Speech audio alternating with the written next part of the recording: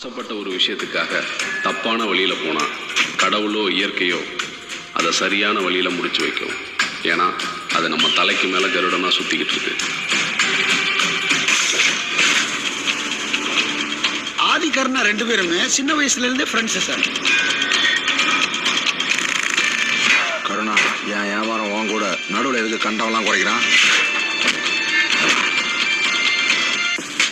இப்போ உனக்கு எனக்கு பிரச்சனை ஆயிடுச்சு. இப்போ எப்படி உங்ககிட்ட வியாபாரம் பண்ண முடியும்? இவன் பேரு சொக்கா சார். கர்நாடகாவிட்ட வேலை பார்க்குறான். முரட்டு விசுவாசி சார். ஒரு அண்ணனே. என்னடா? இல்லைண்ணே, அண்ணன் அடிக்க போனீங்க. அடங்கப்பா.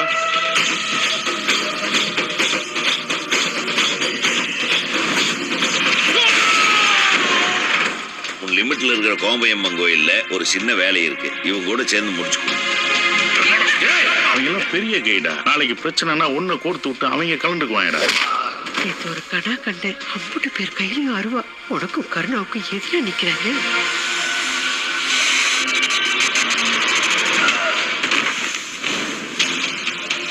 யார் சொல்லி இதை பண்ண? நீ எதுவும் பண்ணல. ஏய் சொல்றா. இனி எந்த நாயோட தயவும் எனக்கு தேவையில்லை. நான் நாய் தான் மதினே. சோறுபட்டு வாழ்த்தவனுக்கு விசுவாசமா இருக்க மட்டும்தான் தெரிஞ்சு. அதுக்காக சமரனுக்கு ஒண்ணுன்னு விட்டுட்டு வேடிக்கை பார்க்க தெரியாது இந்த நாய்க்கு. எனக்கு எதுவுமே தெரியாம அப்படியே செத்து போயிருன்னு நினைச்சேன்.